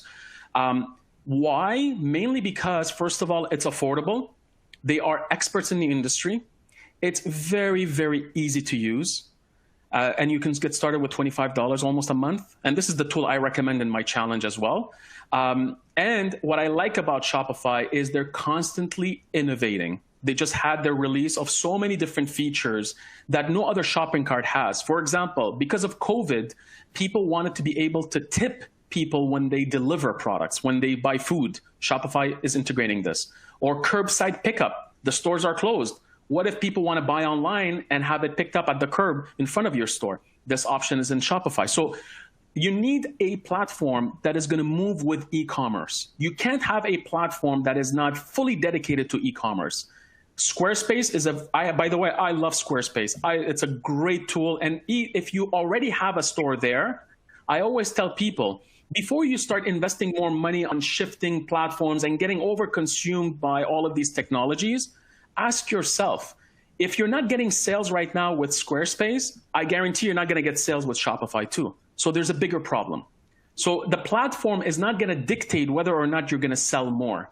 There are more things that are more important. Product, your strategy, how you're differentiating yourself, your pricing, all of these things matter. That's why I started with strategies first. And technology is only one of the things that you need to succeed, but it's not the main thing. So I always tell people, if you're evaluating moving over, take a piece of paper, cut it in half. What's the pros of Squarespace? What are the negatives? Not about technology. You as a business owner, what are the challenges that you're facing? And are customers complaining? If they're not, don't change it. Continue working. See if you can outgrow it, because I'm a firm believer of make money first and then start investing back in the business. Don't think that, and I've seen, by the way, I've helped companies launch a $15,000 website, and I've had companies launch a $200,000 website. And we see this in our agency as well. At the end of the day, there's e-commerce platforms. What makes the difference is everything else before. Their strategies, their product is that's what determines their success. So this is the approach I would tell you, but all great platforms. But Shopify is my preferred only because it actually works, and you don't have to, you're not a technology person, you're a business person. So do you want to be always thinking about technology challenges, or should you be focusing on how to improve your product, how to sell more? That's where your focus should be. So that's why I recommend Shopify in the end. And they have a big community, by the way. You can find a lot of people that can help you optimize and grow your store. And this is something that's very important as well when thinking about which platforms to use. All right. I think I had a question there in relation to conversion rates, and I suppose you've already touched on that in terms of sales and strategies and why a company may not be getting sales. So Ruth, she'd asked, why would a service get many likes but very low conversion rates or no conversion at all? But I think you've already answered that question. Just going through again. So Tamara Caesar, she says, you mentioned previously that not all e-commerce categories are booming. What do you believe are the most disruptive or stable categories right now?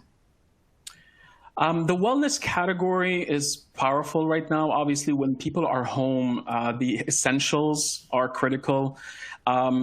I think what's been impacted a lot is anything that's luxury. But again, it depends. So my expertise is mainly about growth in e-commerce. When it comes to product strategy, unfortunately, that's not my forte.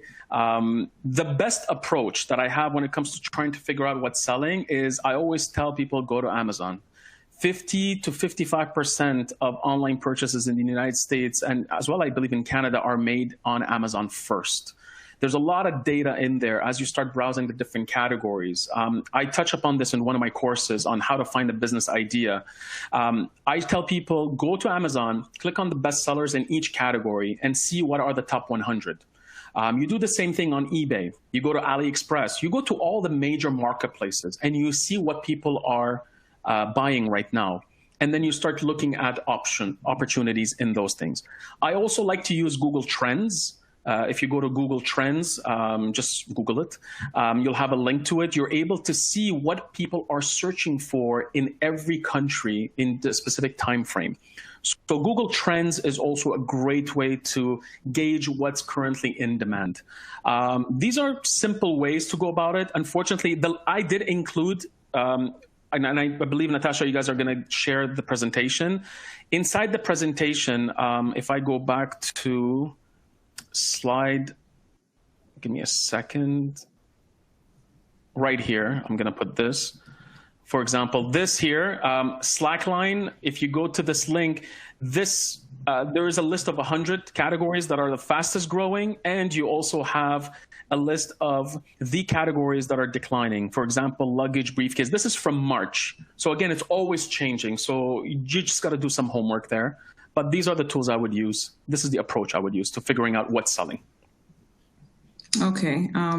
You actually touched on a question that Faith Marie Bryan had asked about leveraging Google Trends. So I don't know if you have any more information to share on that. She asked, how best can you leverage Google Trends?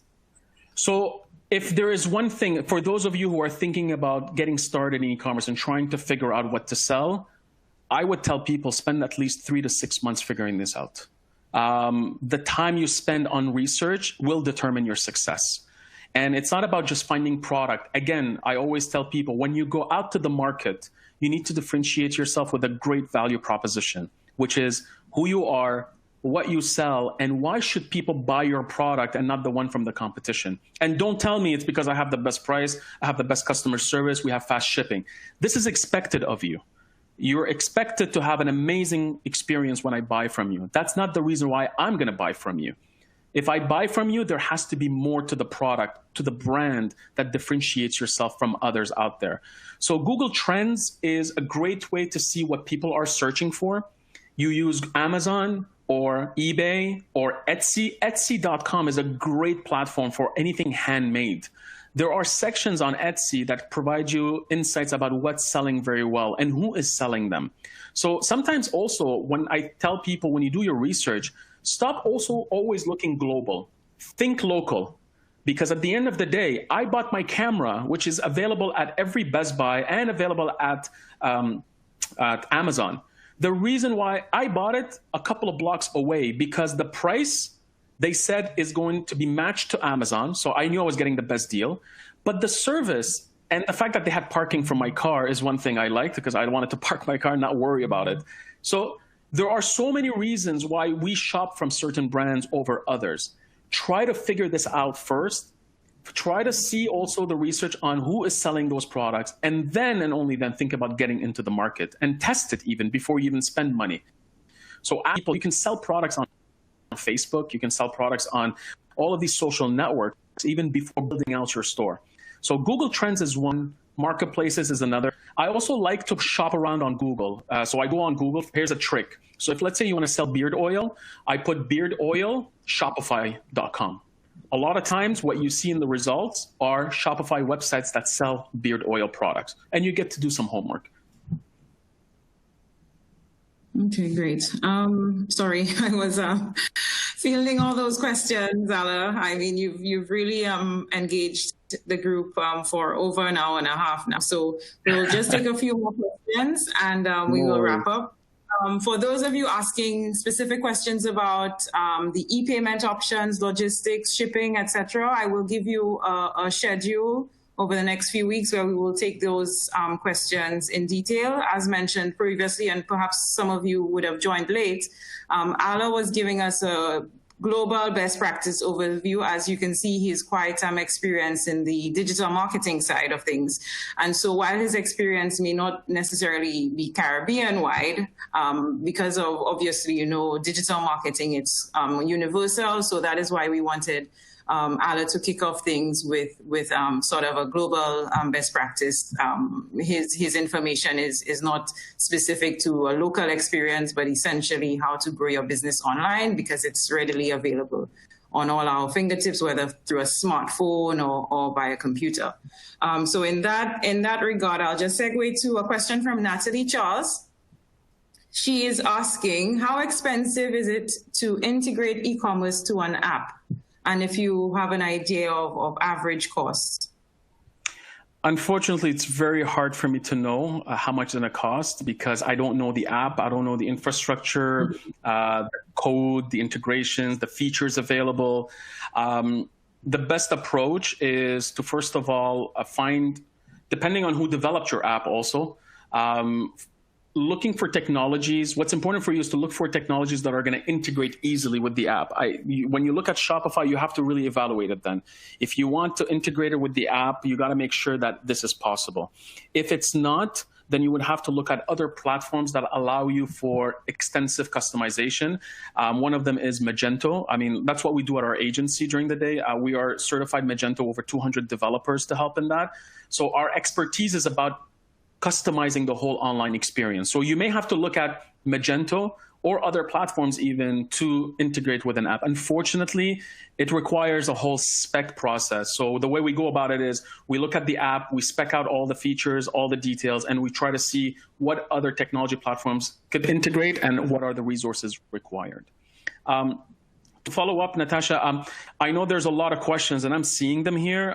If you guys want, I do this at night, like I mentioned, at eCommerceTrainingAcademy.com. If you just go there, there's a lot of, I have Facebook groups running. A lot of this information is being offered for free. I do live streams in my groups.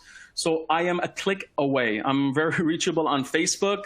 I'm very active on LinkedIn, very active on Instagram. But if you follow me on Instagram, be ready for a lot of food pictures. So I share a lot of food on Instagram, if anything. But again, I'm available online, and you can email me at hello@ecommercetrainingacademy.com. I know it didn't show up on the last slide. I don't know if there's any way of showing it, the email address. It's hello@ecommercetrainingacademy.com. ecommercetrainingacademy.com. You can reach out to me, but I'm available online. You can add me, follow me. Maybe I won't add everybody, but at least you can follow me and you can interact and engage as well. All right, great. I think final question I will take so that we can let you go. Obviously, we've spoken a lot about products, but a very important work that we do is that we work with services providers. So Dawn is asking, what differences do you suggest for content for businesses that offer services versus those that offer products? Easy. Ask yourself. So let's take accounting, a simple service, for example, or cleaning, or could be anything, even dentists. You have to ask yourself, again, the way I do it is I map out something called the customer journey. So what does a typical customer go through? And across the board, whether it's products or services, they go through these 3 stages that I just mentioned: awareness, consideration, and conversion. They don't know about you in the awareness stage. They're looking for solutions to their problems. Consideration, they know that your products exist. They need help figuring out what to buy. And then conversion is when they decide who to buy it from.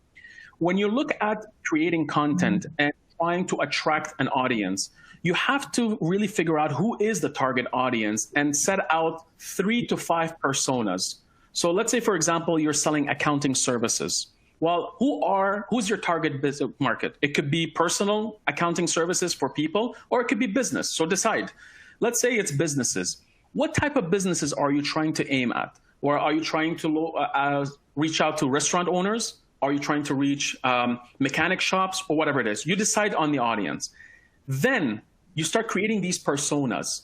John, who operates a mechanic shop, he has 5 employees, and this is my customer. He's based out of Barbados. He has 5 employees. This is his. You try to create a nice summary of who John is and his challenges in business. He needs to increase his profits. He's paying a lot in employment insurance. He's paying a lot in taxes. When he goes online, he doesn't have time to look for bookkeeping. He doesn't have time to do bookkeeping and everything else. So then you ask yourself, John, the mechanic shop owner, at each stage, awareness, consideration, and conversion, what content should I be creating for him so that he sees value? At the awareness stage, he may be looking for ways on saving or increasing his profits at a mechanic shop. So if you write a blog post about how to generate sales or increase sales for your mechanic shop, then read this blog post. Then as soon as you start moving him over, it's like what to look for in bookkeeping services for your mechanic shop. It's very targeted and very specific that it speaks to John, he's the mechanic, but it's also considering at what stage he's at. And then when he wants to decide who to purchase bookkeeping services from, then you can create content that helps people understand what to look for when hiring a bookkeeper. And also, when they're in the conversion stage, you tell them why they should hire you. Talk about how much money you saved companies, how much time you saved companies that are also running mechanic shops. Have some testimonials from other mechanic shops. Again, there's so many things to show your expertise to John, to tell him, not only can help you with our services, we know what mechanic shops deal with. All this content is going to help you generate more leads, get more calls, have people fill out a consultation form, and eventually buy your services. So that's the approach I take, whether it's e-commerce or services, it's the same thing. All right, just under 1 o'clock. Alaa, I just want to appreciate on behalf of Caribbean Export, of course, all the wonderful insights that you've shared with us. We had projected to be on for 90 minutes, but as we expect, e-commerce is an issue that many firms are quite interested in and want to expand, want to use that model to grow their business. So we're very happy with all the information that you've shared and how readily available you make yourself, providing your resources, your email. I invite the participants to check out your online resources. And I would also like to add, Alaa has so graciously given us 3 30-minute sessions with him. So at the end of this session, we will draw those of you who have responded to the survey, so I invite you to stick around, reply to the survey where 3 of you will be drawn to meet with Alaa. I believe you said it can be used for the next 30 days, Alaa, where you can have them. As soon as you give me the contact information, I will send them the instructions, and it's a toll-free number, or we can do it even Google Hangout. We'll decide how the logistics will deal with it, but you have 30 days to book the call because I don't want to, I lose track of them. And again, we just want to make sure you take action at the end of the day. Yeah, I mean, the momentum is there, so we wouldn't want to do on that. So any final words, Alaa, before I close out and let everybody know, signal our next few webinars coming up? Honestly, enjoy the journey. E-commerce is the most exciting industry. The digital world is the most exciting world to be in. Never stop learning. It's going to be 19 years I'm doing this, and I'm constantly learning every single day. So if you believe that you're just going to launch the website and things are going to run, unfortunately, that's not the case. But remember to enjoy the journey, because at the end of the day, nothing is worth it if you're simply not having fun doing so. And if it's not the case, then you need to evaluate your strategies and go back to all the content I've shared today. So hopefully, and to your success, if you need any help, you know where to reach me. All right. Fantastic. So thank you again, Alaa. Thank you to Aaron and his team for the production support. As I mentioned, we have 3 more sessions that will go into the regional experience and hopefully provide some solutions to tackling those challenges such as e-payments, the IT website infrastructure, as well as logistics. So for the next 3 Fridays, same time, 11 o'clock, we invite you to join us, and you can pay attention, stay tuned to our social media channels where you will receive the registration information. So with that, I thank you all for joining us, and on behalf of Caribbean Export, we wish you a pleasant weekend. Thank you. Thank you. Bye-bye. Bye-bye.